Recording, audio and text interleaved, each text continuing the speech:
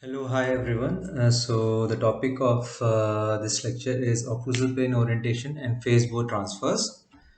So moving on, let's go to the learning objectives for this lecture. At the end of this lecture, you should be able to define the jaw relationship such as orientation relationship, vertical relationship, and what is a Facebow. You should be able to classify the various jaw relations, and you should be able to describe the basic parts of a Facebow. You should discuss the methods involved in determining the vertical jaw relation. You should be able to analyze the effect of increase and decrease vertical dimension of occlusion, and you should be able to plan the steps involved in recording the vertical relationship, establishing a label form, and establishing the occlusal plane. Maxillomandibular relationship or jaw relationship is defined as any spatial relationship of the maxilla to the mandible and any one of the infinite relationship of the mandible to the maxilla according to GPT.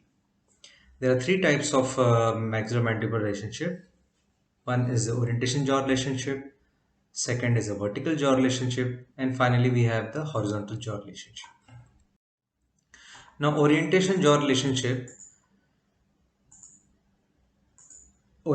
relationships are those that orient the mandible to the cranium in such a way that when the mandible is kept in its most posterior position, the mandible can rotate in the sagittal plane around an imaginary transverse axis passing near or through the condyle, which is termed as a terminal hinge axis. It can be recorded with an instrument known as a Facebow. So, a Facebow is a device that is used to record the relationship of the maxilla to the terminal hinge axis, and this in turn helps us to record the relationship of the mandible to the cranium, and this relationship is then transferred to a semi-adjustable articulator which simulates the patient's terminal hinge axis. Now, what is a terminal hinge axis? Terminal hinge axis is the axis along which the mandible rotates purely in a rotatory fashion without any protrusive or sliding movements. So as I said, terminal hinge axis is a purely rotatory movement, and this is orientation jaw relationship or Facebow is used to record the relationship of the mandible to the cranium. So ultimately we want to record the spatial relationship of mandible to the patient's cranium.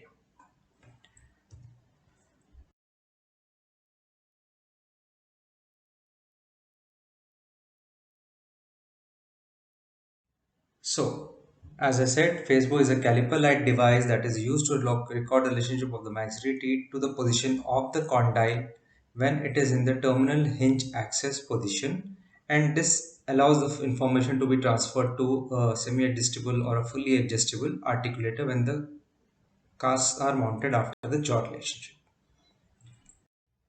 Now, what are the various parts of a Facebow? There are many different manufacturers that make different models of Facebows, but essentially Facebow parts consist of a U-shaped frame, a bite fork which is attached to the U-shaped frame with a lock nut. We have an orbital pointer which rests on the orbitate on the inferior border of the orbit, and this acts as an anterior reference point. And we have earpiece or fascia type of pieces that act as a posterior reference point, and these are the locking devices that are used to lock the Facebow in position. Now coming to the types of the Facebow. Basically Facebows are classified into two broad categories. One is the arbitrary type of Facebow and second is a kinematic type of Facebow. But here we'll be talking only about the arbitrary type of Facebow because this is the type of Facebow that is almost always used. The hinge axis is approximately located, that is why it is called as an arbitrary Facebow.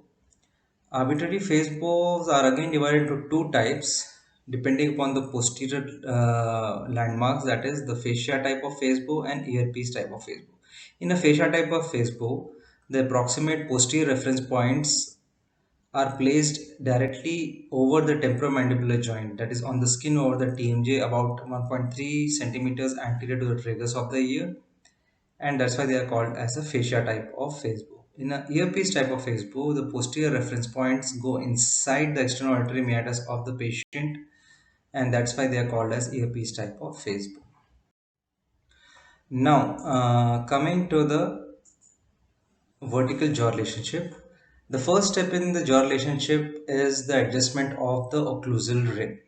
The occlusal rim has to be adjusted in order to have good lip support and labial fullness, to have a proper overjet, so that the maxillary teeth can be set in an ideal relationship to the mandibular teeth. There should be sufficient incisal show during rest and when patient smiles. There should be sufficient cheek support and buccal fullness because of the wax rim. And the wax rim should also establish the level of the occlusal plane to which the teeth will be set, and the orientation of the occlusal plane in relation to the anatomical planes on the patient's face. Now, first, the upper, that is the maxillary wax rim, is adjusted for lip support and labial fullness. If the maxillary wax rim is too bulky or bulbous, it will result in a protruded lip, and if it is too retruding or too narrow, it will result in a insufficient lip support and labial fullness. So this is how a correct maxillary wax rim should look like, with proper lip support, labial fullness, and a proper occlusal plane, and as well as cheek support. Next is the level of the occlusal rim. The level of the maxillary occlusal rim should follow the anatomical planes like I mentioned, and it should show 2 mm of incisal visibility, so that when the teeth are set, they are visible up to 2 mm of the incisal edge of the teeth are showing anteriorly. Uh, in case of a lower occlusal rim, the occlusal plane should be parallel to the upper maxillary occlusal rim, and it should posteriorly be at the level of the two-third of the retromolar pad, and anteriorly it should be up to the level of the commissures of the mouth and the vermilion border of the lip. So, as I mentioned, the maxillary occlusal rim follows anatomical planes such as it should be parallel to the alatragal line laterally, and anteriorly it should be parallel to the interpupillary line. As can be seen in these pictures, anteriorly it is parallel to the interpupillary line, and posteriorly it is parallel to the alatragal line, and this parallelism is checked with an instrument called as a Fox plane. So, coming to the Facebook transfer, so I'll let this video do the talking, because somehow when I try to sync my audio with the videos, it is not getting synced properly. So let us take a look at first at the orientation jaw relationship, that is the Facebook transfer. So these are the parts of the Facebook.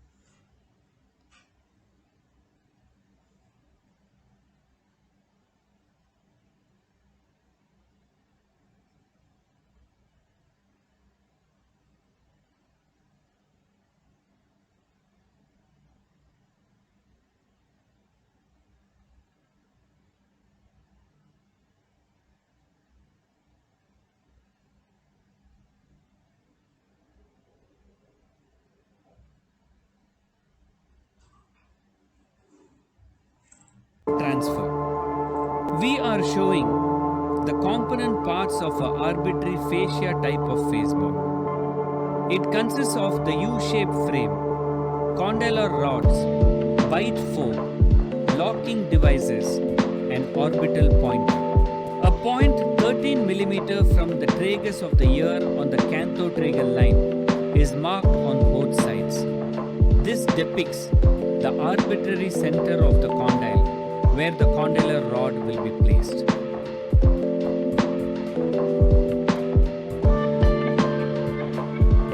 The maxillary rim is clinically contoured as described in the previous video, and guidelines are marked.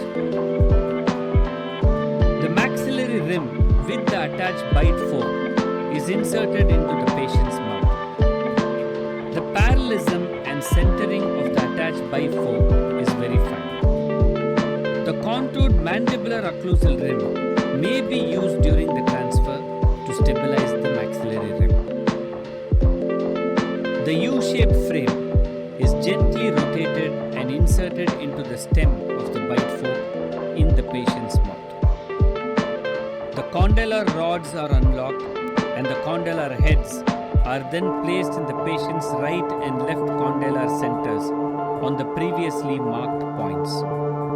The condylar rod readings are equalized on both sides and the locking screws are tightened. The infraorbital notch is palpated and the orbital pointer is set to the third reference point. The orbital pointer is also tightened into position.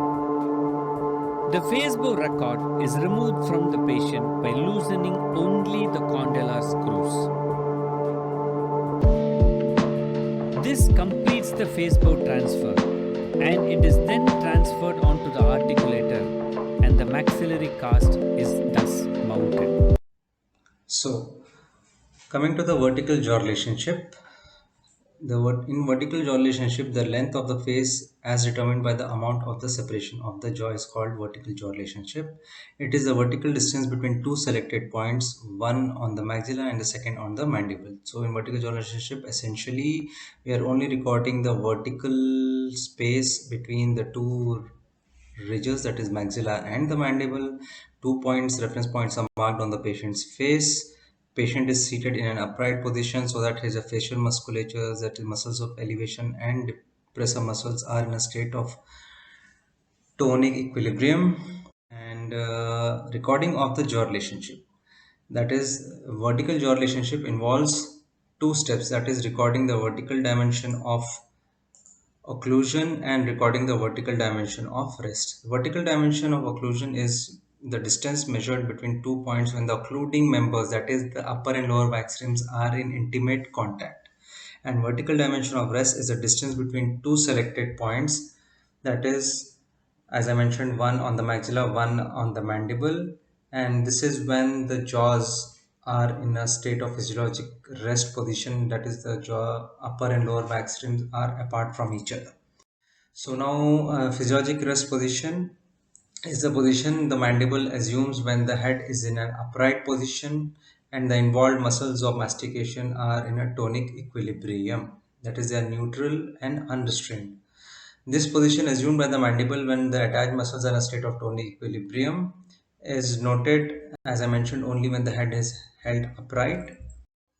Now, next, coming to the vertical dimension of rest. So, physiological rest position and vertical dimension of rest are interrelated. So, vertical dimension of rest is equal to the vertical dimension of occlusion plus the freeway space. That is, the space between the upper and lower back streams is called as a freeway space, and this freeway space occurs when the jaws are in a physiological rest position. Okay, so this is referred to as a vertical dimension of rest, and when the occluding surface of the maxillary mandibular rim are in contact with each other, it is referred to as vertical dimension of occlusion. These can be recorded by facial measurements, by tactile sensation, by measurement of anatomical landmarks, by speech, and by facial expression. So coming to the measuring the vertical dimension at rest. First, the maxillary rim is inserted and the patient is asked to say M repeatedly. This relaxes the facial muscles and the lips are parted to check the space. While parting the lips, patient must not move the jaws or the lips. Then we measure the jaw separation at rest of the mandible, and this is repeated 4 to 5 times to verify that the readings are accurate. Now, as I mentioned, in vertical jaw relationship, if this VDR at rest, patient is upright, and 2 points are taken reference point. That is, one is in the maxilla, another is in the mandible, and patient is told to say M repeatedly. So when the lips come in contact, the measurements are taken with a scale, ruler, or a vernier caliper. So this is essentially what happens in the vertical dimension of rest, and this is a video that shows this procedure, which is fairly simple.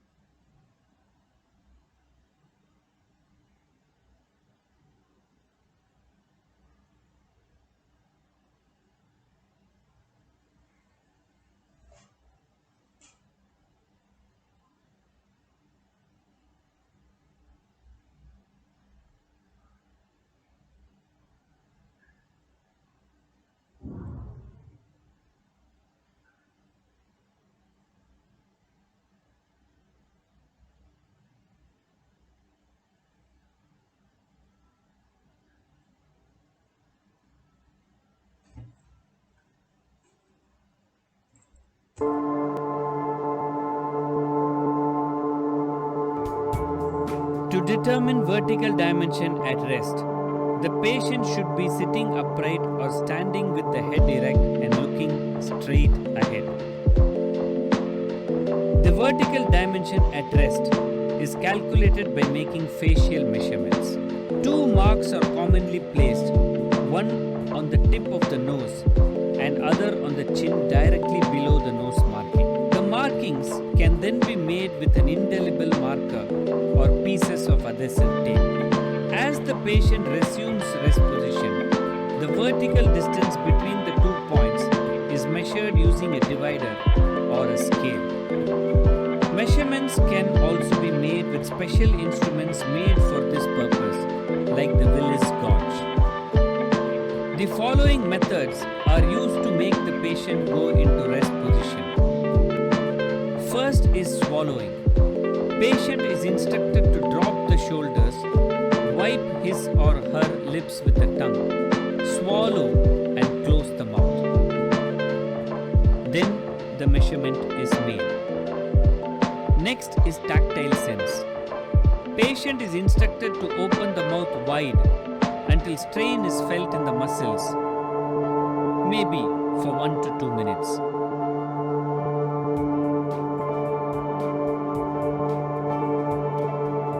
They are then asked to close the mouth slowly until they feel comfortable and relaxed. Then the measurement is made.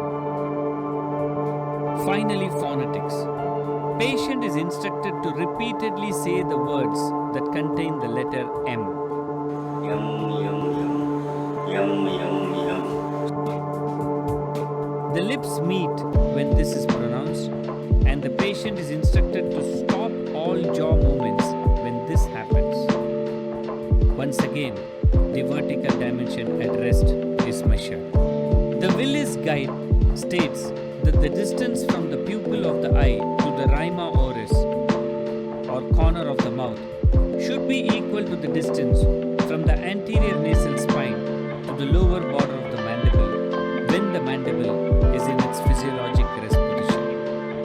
Though the rest position. So next, coming to the vertical dimension of occlusion. So as I mentioned, vertical dimension of occlusion is measured when the occlusal rims or the teeth are in contact with each other. There are different methods. The mechanical method is we can measure the distance from the incisive papilla to the mandibular incisors by verifying the parallelism of the ridges. We can also use pre-extraction records of the patient, like profile photographs of the patient when they were young with their teeth, to get an idea of how, whether they had a long face or a round face or a square face, from the profile silhouette of the patients when they had their teeth. These are all roughly auxiliary measures used to verify the vertical dimension of occlusion. There is no one single method that is superior over the other. Other things like patient's old denture can be used and measured with a Bowley gauge to attain the vertical dimension of occlusion when the dentures are in contact with each other. So the third most popular method are the physiological methods, and the most popular one in this is the Niswanger's method. Other methods like phonetics, aesthetics, swallowing threshold, tactile sensation, just like in vertical dimension of rest, are also used. So the relationship is should be parallel to each other when the patient is at physiological rest position. The distance of the incisor papilla from the incisal edges of the mandibular teeth is approximately 4 mm in the natural dentition and about 6 mm in case of a central incisors. Parallelism of the ridges, maxillomandibular ridges have a plus 5-degree opening in the posterior region, and this gives us a clue about the jaw separation in the patient. As I said, measurement of the formal dentures using a Bowley gauge, the denture height can be measured to get an appropriate idea about the vertical dimension of occlusion beforehand, before that is it is verified or measured in the patient's mouth. And as I mentioned, Niswanger's method, which comes under the physiological method, is the most common method used for uh, measuring the vertical dimension of occlusion. Again, two markings, one on the maxilla and one in the mandible, are made, and the patient is told to swallow, and distance between the marks is measured. The occlusion is adjusted so that there is a 2 to 4 mm opening between the occlusion during the occlusion and during the rest. The disadvantages are the marks on the skin can move. So this is again a video that Hence, the shows physiologic rest the position Niswanger's is first method. determined. The contoured maxillary occlusal rim is placed in the patient's mouth, and the vertical dimension at rest is determined using facial measurements as previously described. The mandibular occlusal rim is then inserted, and it is trimmed and contoured until it meets the maxillary rim evenly. The lower rim is adjusted till the facial measurement in occlusion is 2 to 4 millimeters less than that in rest position.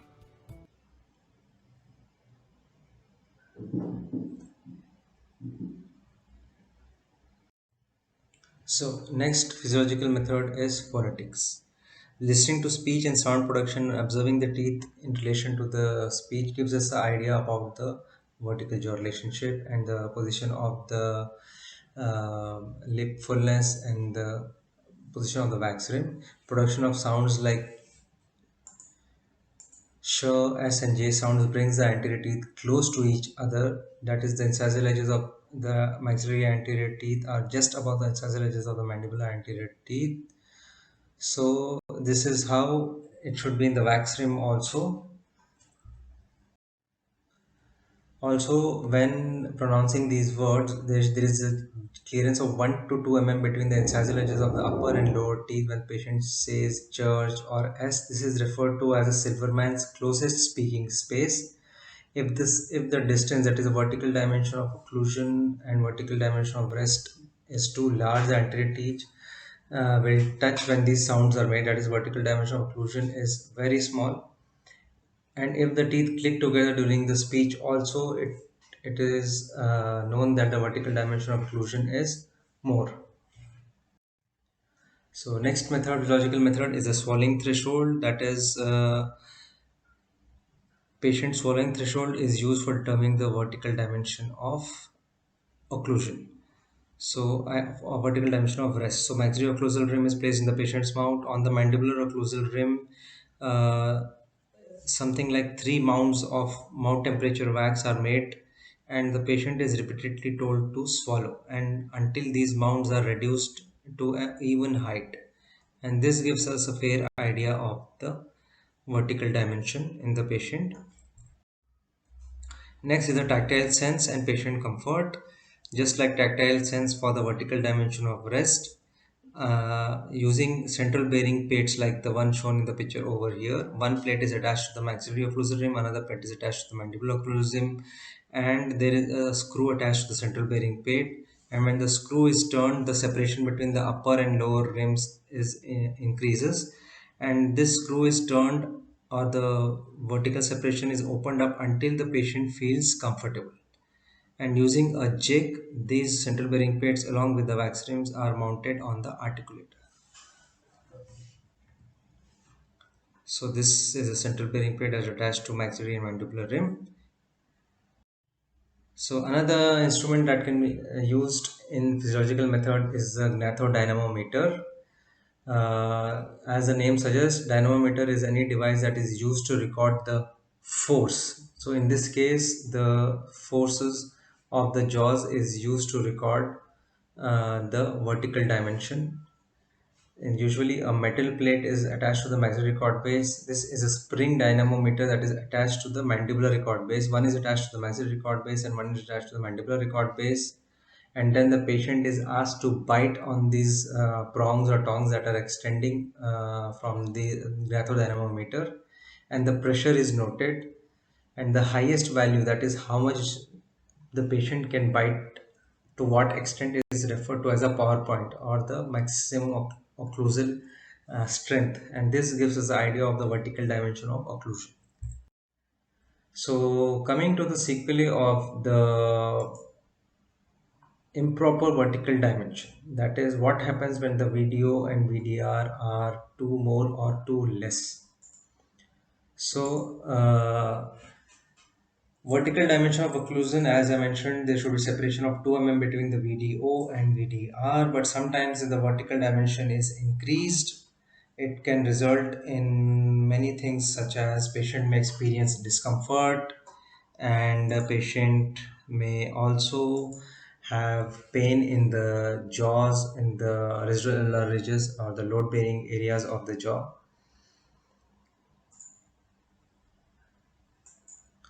If the vertical dimension of occlusion is decreased, then there will be inefficiency, that is patient cannot chew properly the food, and it becomes difficult for him to eat. If the vertical dimension of occlusion is increased, there, as I mentioned, there will be trauma to the denture bearing area. And if the vertical dimension is decreased, we will have cheek bites. Also, when the vertical dimension is increased, also cheek bites can occur. Both the increase and decrease in the vertical dimension can result in temporomandibular joint problems, facial distortion due to either stretching of the cheeks or the insufficient support of the cheeks and the lips. So these things should be corrected beforehand during the procedure, or They will need to be corrected after the denture insertion during the denture review appointment. So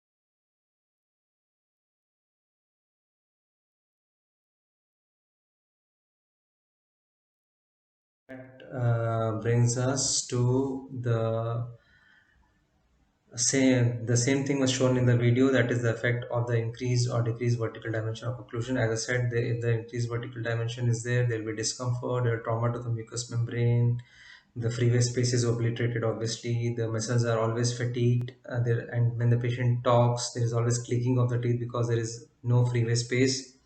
The face appears long, the muscles of the cheek and face appear stretched, and a continuous excessive pressure on the residual ulnar ridges will cause resorption, not to mention the pain in the TMJ.